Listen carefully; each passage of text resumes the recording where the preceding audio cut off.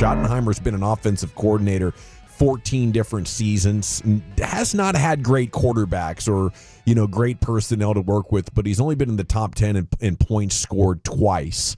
He's never been offered a head coaching job at the age of 51, which is remarkable. He has a youthful enthusiasm. You could see where he'd be well liked in the building and people would rally around him. His positivity, his engaging way of talking. He's got a lot of head coach traits, but has never been given the opportunity because he's never really done a great job or made personnel better, which makes it a head scratcher. But we are, operating under the assumption now that they have talked or are talking.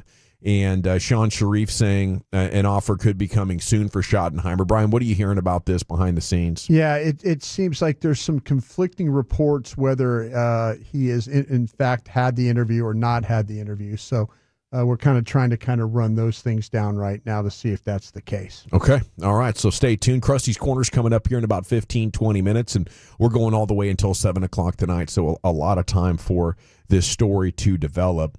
Let's take a look at some of the top things and headlines about America's team today. It's David Moore in the morning news today. You guys read this article? This was really interesting. Yeah? Go ahead and turn your mic on, Wolchuk. It works better that way. I know you're still fired up. Sorry. If David Moore's writing an article about Dion, I'm like, okay, maybe there's something to this. Well, okay, so on the surface, it's about Dion, but he ends up describing a dynamic behind the scenes with Jerry Jones that's been about 12 months in the making that I think is the most interesting thing. The headline in what could be Jerry Jones' last coaching hire, will the owner make the biggest splash possible? The opening couple of sentences. Now that the NFC East landed two teams and neither one resides in Dallas in the NFC title game, there's a sense this state of affairs could spur Jerry Jones to take dramatic action. Okay, so he's kind of painting a bit of a dramatic picture. But he says there's two reasons that, Jerry could do something big and bold. And he says age and legacy. And David Moore in this article openly talking about him being 82, heading towards 83, and this being a time in your life where you just do whatever the hell you want, and anybody familiar with a grandfather or an aging parent knows that at times they can be, much more bold than they were earlier in life because they're like, I don't know how much longer I'm going to be around here, and damn it, I want to do it my way. And then Moore writes, there's been an undeniable difference these last 12 months or so in how Jones has gotten the message across to the public. Rather than massage the information or tweak it once it encounters backlash, Jones has tended to double down. So, it's about Dion, but I hope it's about getting a version of Jerry at this point in his life where he does do what he wants, because that's how the Cowboys won big, with big, bold moves. And the son is the financially responsible one. They have some big cap hits to eat once again this offseason, and I don't think getting better is going to be that possible. But starting in 2026, let's see Jerry, try to will this team to a Super Bowl, right? You could interpret it one of two ways, like, wow, he's 82 going on 83, maybe he's losing it, sure, but could it be a positive that we could get back the Wildcatter Jerry's approach to the front office? And the sooner that starts, the sooner I think this team will be on the path to a championship, because I think the common theme right now with how the Cowboys are managing things is conservative with their dollars, and that just runs 180 degrees to what I believe is it's in Jerry Jones's internal compass. Think we have a chance here of seeing a resurgent geezer Jerry Jones do whatever the hell he wants with this team, Wolchuk, and telling Steve to be quiet? It might be the only chance, right? Go wild and hire Dion. That would get me excited. That is a change. That's totally different from anything you've had here. So I'd be all for that. I mean, that's something where Dion, I think, would demand respect from the players. He certainly would shake some things up. Maybe he brings in some of his other guys, and there's some people over there that have been very, very comfortable that aren't so comfortable. Mm-hmm. But right now, it's hard to envision that is the case. I think that this is trending into a hire that is going to enrage Cowboy fans, which means that very much so maybe Jerry isn't the one that gets to make this final call, as much as we'd like to think maybe he is. I kind of felt like that if he was able to make this final call, that Dion would be the guy.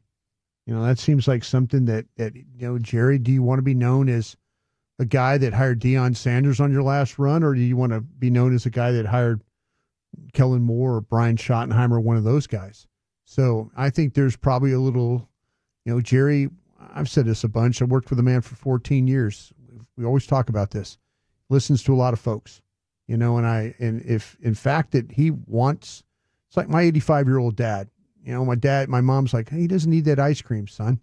And I said, if Dad wants to eat a damn bucket of butter pecan ice cream, because he's 85 years old, Mom, and what the hell? Yeah. Let him eat a bucket of butter pecan ice cream. And I just wonder if somebody's holding Jerry up on this. We always kind of go back and forth on this all the time, but I kind of feel like that if Jerry Jones wanted Deion Sanders, he should go get Deion Sanders. That should be his hire, if that's the last one he's going to make. Okay, elsewhere here in the C note, other headlines to look at. Awful Announcing picked up Micah and Dez sparring on social media. This was a good exchange over the weekend. Dez saying, from now on, I'll speak my truth, whether it's good or bad. Jerry's built a great brand. Now it's time for the team to start winning. It's time for a culture shift. I'm fed up with all the nepotism. Get someone in there who can win games. And, man, Cowboys fans loved that. Micah replying, stuff like this irritates me, Des, because you had enough talent and were probably one of the greatest in your time. You could have changed the culture, brother. You could have changed the culture. I don't think you can. I think it's going to take, leadership, multiple levels. I think obviously it flows from the top. But Des replied to that. I had to double back because you really said I could have changed the culture and emphasized that as if you don't know. I was never on the yes man political ass-kissing bleep. I sacrificed myself so a lot of you could do what you do. I'm on that bleep. That's way deeper than football. You are really too young to understand. You'll realize soon you need more people like me who don't give a bleep for the better of the athletes. The way I talk to Jerry versus the way you talk to Jerry is totally different. Let it sink in. Wow. So it continued after that, but I love this. I think it's tremendous back and forth from one of the Cowboys' all-time greats and one of the current players. And I do, agree with Dez that, this is something that will sink in over Micah Parsons' time here. But when you're young and that dominant, I bet he feels like I can drive this team to greatness by myself. And I wish him all the best. Obviously his impact on the football field was absolutely tremendous this year. But what do you guys think it's going to take to change the culture? I mean, it's got to start with Jerry. It's got to start with the Joneses and having a completely different mindset on the way that things get run and actually prioritizing winning and not all the other stuff. And until that happens, I don't. There's no one player or one coach that can come in here and spearhead this thing enough, because your front office is actively playing defense against you. Yeah, I would agree with that. I think it's going to take a great head coach, like Jason Garrett talked about that last week. You need a head coach that knows how to manage ownership, and then you need a bunch of players that are willing to run through a wall for these guys. Yeah, I think the guys now he's probably hung his coaching hat there at North Carolina. That's probably the one guy that could have come in here and made things different. We've talked about making things uncomfortable and and questioning, why would you do this or why would you do that?